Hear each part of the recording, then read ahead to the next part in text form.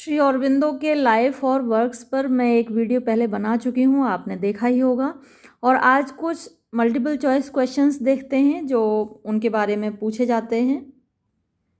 देखिए, आपका एग्ज़ाम चाहे मल्टीपल चॉइस बेस्ड हो या फिर डेस्क्रिप्टिव बेस्ड हो, आपको डिटेल में पढ़ना बहुत ज़रूरी है। तो एक बार वो वीडियो ज़रूर देख लीजिएगा जिसमें मैंने लाइफ और वर्क्स डिस्कस किए हैं। आज ये क्वेश्चंस देखते हैं। When was Shri Aurobindo born? Shri Aurobindo कब पैदा हुए थे? और आपके ऑप्शंस हैं 1850, 1875, 1872, 1880। तो सही ऑप्शन है 1872, 1872 में उनका जन्म हुआ था। दूसरा क्वेश्चन है where did he study at London? तो यहाँ ही दिया है, ही का मतलब श्री अरबिंदो, तो where did Shri Aurobindo study in London? तो आपके एग्ज़ाम में जब आएगा तो ही नहीं आएगा, यहाँ पर श्री अरबिंदो ही लिखा हुआ आएगा। तो हम बुक के क्वेश्चंस में थोड़ा सा फेरबदल कर लेंगे।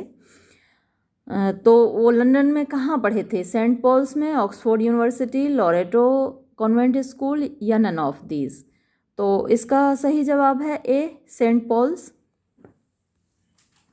थर्ड क्वेश्चन है वेयर डिड ही गेट, यानी where did Shri Aurobindo get his first appointment in India? तो पहला अपॉइंटमेंट कहाँ हुआ श्री अरबिंदो का भारत में? और आपके ऑप्शंस हैं Indian Civil Services, Calcutta University, service of Maharaja of Baroda, none of them. तो इंडियन सिविल सर्विसेज उन्होंने क्वालिफाई ज़रूर किया था लेकिन ज्वाइन नहीं किया था। जब पिछले वीडियो में आपने देखा होगा कि वो हॉर्स राइडिंग टेस्ट देने नहीं गए थे, उन्होंने रिटन क्वालिफाई किया था लेकिन हॉर्स राइडिंग टेस्ट नहीं देने गए थे, तो उन्होंने ज्वाइन नहीं किया था। तो इस प्रश्न का सही उत्तर है service of Maharaja of Baroda. Next question, what was the name of his wife? तो what was the name of Shri Aurobindo's wife? Shri Aurobindo की पत्नी का नाम क्या था? मीरा बोस, सरला बोस, बेला बोस, मृणालिनी बोस। तो आपको याद ही होगा कि उनकी पत्नी का नाम मृणालिनी बोस था और रविन्द्रनाथ टैगोर की पत्नी का नाम भी मृणालिनी था। व्हेन, नेक्स्ट क्वेश्चन है आपका, when did he return to India? वो भारत कब लौटे? 1893, 1895, 1890, 1898। तो इसका सही जवाब है 1893, 1993 में वो भारत लौटे। फिर अगला क्वेश्चन है when was the poem transformation composed? तो ये पोइम ट्रांसफॉर्मेशन श्री अरबिंदो की लिखी हुई एक फेमस पोइम है। तो ये कब लिखी गई? 1935 में, 1940 में, 1930 में, 1945 में? तो इसका सही जवाब है 1930। What is the poetic form of transformation? तो जो ट्रांसफॉर्मेशन कविता है उसकी पोइटिक फॉर्म क्या है, यानी काव्य रूप क्या है उसका? तो रिविलेशन है, लिबरेशन है, ट्रांसफॉर्मेशन है या रियलाइजेशन है? रिविलेशन क्या होता है? जिसमें कोई चीज़ रिवील की जाती है, जैसे कंसील मीन्स छिपाना और रिवील मीन्स दिखाना या रहस्योद्घाटन करना।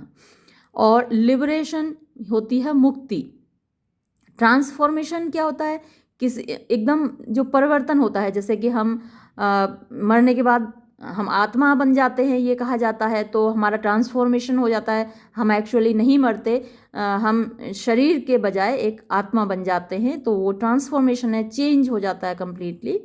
और रियलाइजेशन मीन्स अनुभूति होती है, हम अपने सत्य को पहचानते हैं, वो रियलाइजेशन होता है।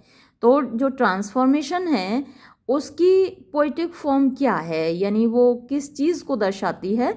तो ये लिबरेशन को दर्शाती है, ये जो कविता है लिबरेशन। तो इसका सही जवाब लिबरेशन होगा, यानी कि मुक्ति। Name the epic poem written by Aurobindo Ghosh? तो अरबिंदो घोष ने एक एपिक महाकाव्य लिखा है, उसका नाम क्या है? ये मैंने पिछली बार भी आपको बताया था, अच्छे से आपको याद रखना है, इसके लिए वो जाने जाते हैं।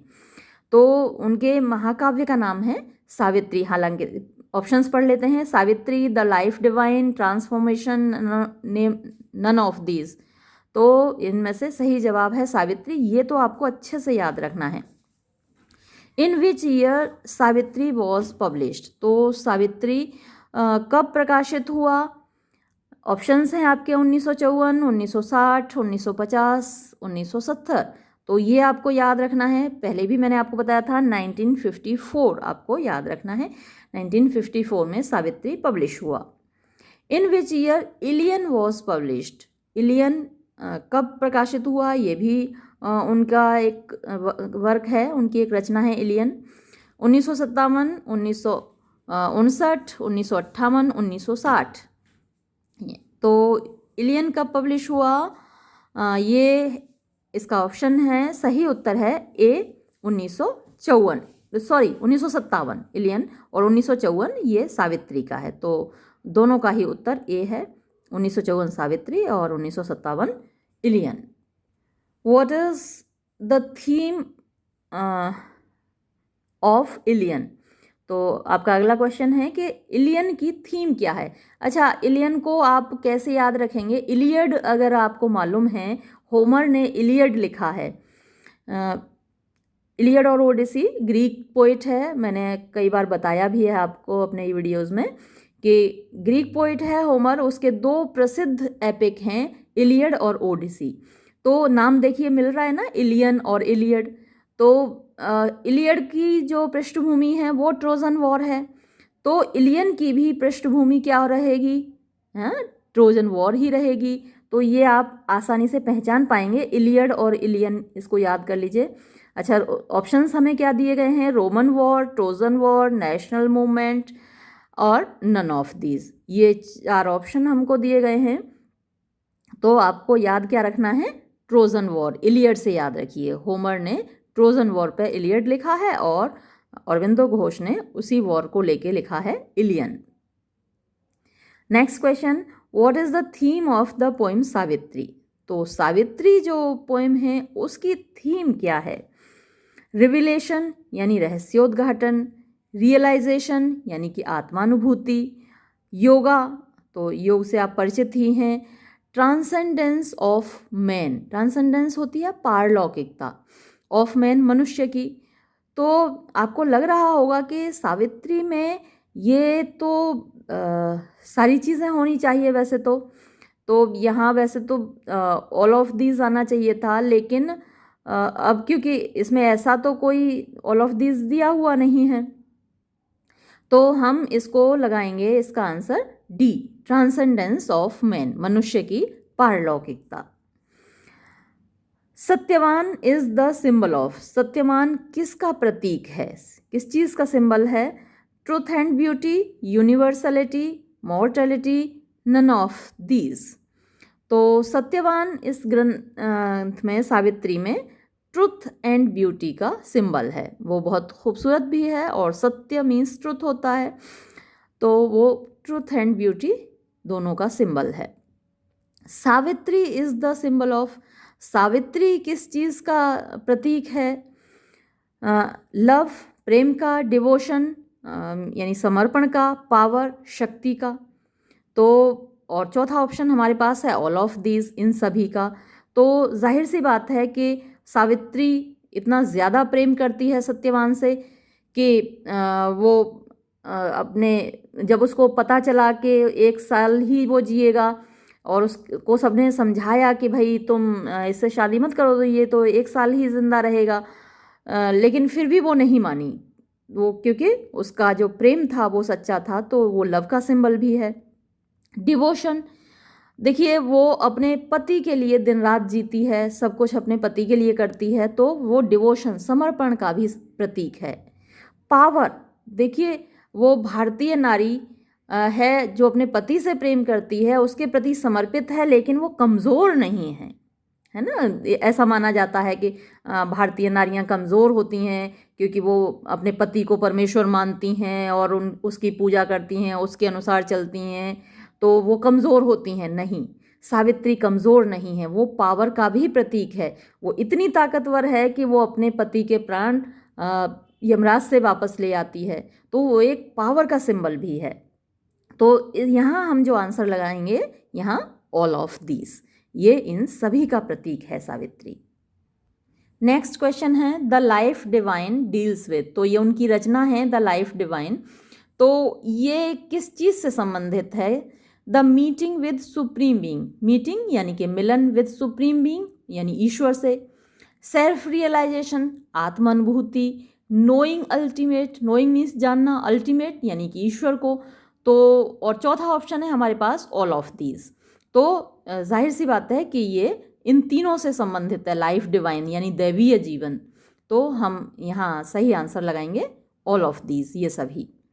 हु इज़ नोन, किसको जाना जाता है as the mother of Aurobindo ashram, Aurobindo आश्रम की माँ के रूप में, मदर के रूप में किसको जाना जाता है? निवेदिता, मीराबेन, मीरा अलफसा या फिर नन ऑफ दीज, इनमें से कोई नहीं है। तो आप जब पिछला वीडियो हमने बनाया था तो उसमें हमने मीरा रिचर्ड बताया था, और उस हिसाब से आप कहेंगे कि इसमें से तो कोई नहीं है, नन ऑफ दीज।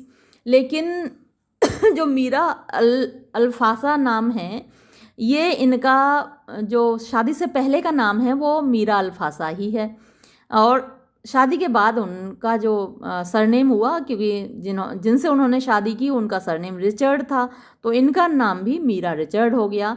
तो यहाँ पर ये जो सी ऑप्शन है ये सही है, क्योंकि ये भी उन्हीं का नाम है। अगर मीरा रिचर्ड आता है ऑप्शन में तो भी आप उसको टिक लगाएंगे, और अगर मीरा अल्फासा आता है तो भी आप उसी को मार्क करेंगे। तो ये सी सही उत्तर है। वेयर डिड ही बिल्ड, यानी ही का मतलब Shri Aurobindo, where did Shri Aurobindo build his ashram, तो श्री अरबिंदो ने अपना आश्रम कहाँ बनाया? बेंगलोर, हैदराबाद, केलकटा, पुदुचेरी। तो हम इसको पांडिचेरी के नाम से भी जानते हैं।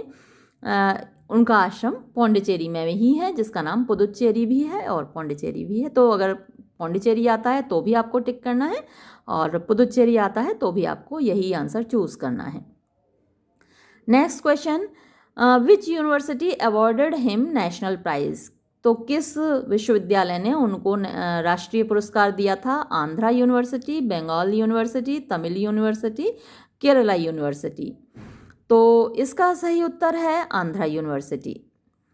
फिर आपके लिए ये पंक्तियाँ दी गई हैं, the following lines has been taken from which poem, तो ये जो पंक्ति है कहाँ से ली गई है? माई ब्रेथ रन्स, मेरी सांस दौड़ती है, in a subtle rhythmic stream, subtle सूक्ष्म रिदमिक लयबद्ध स्ट्रीम धारा में, मेरी सांस बहती है एक सूक्ष्म लयबद्ध धारा में। इट फिल्स, ये भर देती है, माई मेंबर्स, मेरे मेंबर्स मतलब मेरे जो ऑर्गन्स हैं मेरी बॉडी के, उन सब को, विद अ माइट, एक ताकत से, डिवाइन, दैवीय ताकत से। तो ये कहाँ से ली गई हैं ये पंक्तियाँ? ऑप्शंस हैं हमारे, Savitri, Trojan war, transformation, none of these. तो इसका सही उत्तर है ट्रांसफॉर्मेशन। लेकिन ये तो तभी पहचान पाएंगे जब आपने कविता पढ़ी होगी, और कविता अभी आपके सिलेबस में कहीं है नहीं। तो मुझे उम्मीद है कि एग्जामिनर ये प्रश्न तो आपसे नहीं पूछेगा, लेकिन आगे कभी आप उनकी कविताएं पढ़ेंगे तब पहचान पाएंगे इसको। तो लेकिन ये जो नेक्स्ट क्वेश्चन है ये तो आप कर सकते हैं, in which year he passed away, he मतलब कि श्री अरबिंदो, किस वर्ष उनका निधन हुआ था? पास अवे मतलब निधन हुआ था, तो किस वर्ष श्री अरबिंदो का निधन हुआ था? और ऑप्शंस हमारे पास हैं 1950, 1960, 1954, 1970। तो ये तो आपको याद होगा बिल्कुल कि उनका निधन 1950 में हुआ था। तो ए इसमें सही उत्तर है।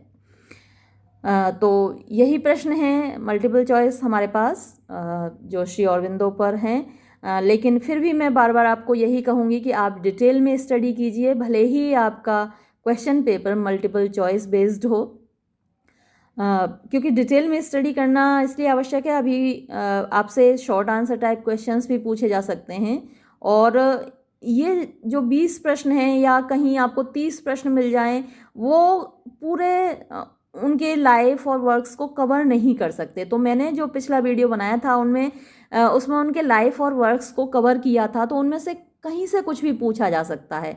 आप लोगों की ज़िद के वजह से मैंने ये बनाना शुरू किया है मल्टीपल चॉइस क्वेश्चंस पे वीडियो, वरना मैं तो इस पक्ष में रहती हूँ कि आप डिटेल में स्टडी करें, जिससे कि कहीं से भी कोई क्वेश्चन आपसे पूछा जाए आप उसका उत्तर दे सकें। ये वीडियो अब मैं यहीं समाप्त करती हूँ। धन्यवाद।